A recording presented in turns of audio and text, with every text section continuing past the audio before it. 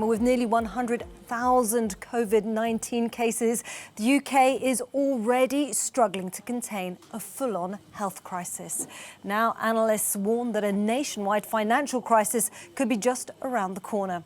The government's economics watchdog, the Office for Budget Responsibility, says lockdown measures lasting until mid-June could wipe out 35% of the British economy. The OBR also says that the scenario would trigger a surge in unemployment. It could go as high as 10%, more than double the current number. Well, Chancellor Rishi Sunak addressed those predictions during the government's daily press conference. These are tough times, and there will be more to come. As I've said before, we can't protect every business and every household.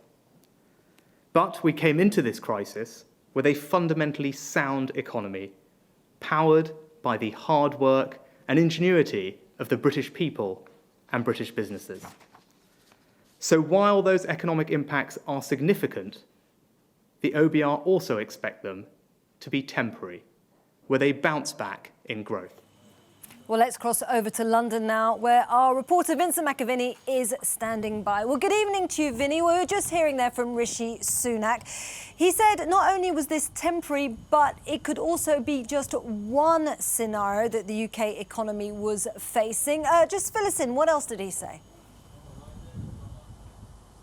Good evening. Well, the Chancellor there obviously trying to sound optimistic, and that's because there are two main schemes that he is running. One is the furloughing of staff scheme. He said that payment up to 80% of income, up to £2,500 for each staff member, that the government will pay on behalf of companies will come in by around the 20th of April to secure people's paychecks this month. But then there's also that scheme that they're putting through the banks in order to help businesses by giving them these special loans. But it has come out today that only a fraction of those who have applied for these schemes have been able to receive the money. Lots of businesses saying they're struggling, hearing from banks that they're getting the wrong information from them, lots of paperwork. So there seems to be a bit of an administrative burden, and the government is onto this. They have been trying to encourage banks to make sure that money that they have injected is getting out the doors of the banks, getting into shops and businesses, so that when they can finally open the doors again, they will be able to stay afloat. And there was also some talk as well about taxation. Now,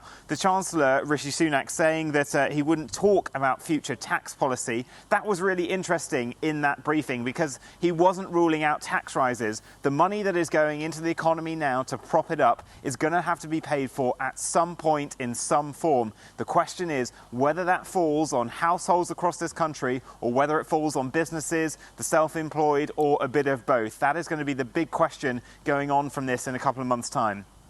Big question indeed, Vinny. But there's also been calls for greater clarity when it comes to the number of deaths from COVID-19, hasn't there? Because care workers are saying that people who are dying in their homes are not being accounted for.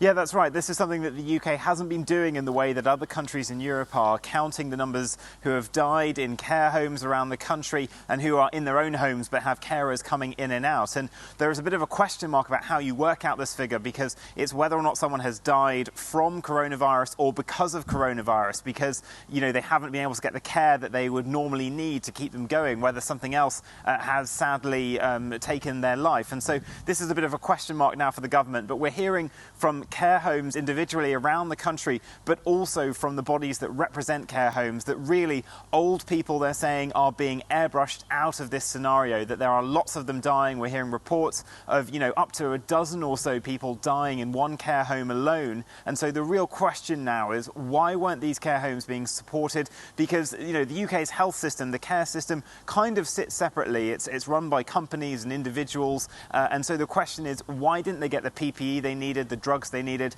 and the support they needed through this crisis? And many people will be wondering if the generation, that lived through the war, that went through all of that, have now been let down by the generation that is trying to oversee this crisis. OK, accusations that care homes have not received sufficient support. Thanks so much, Vincent McAviney, for us there in London.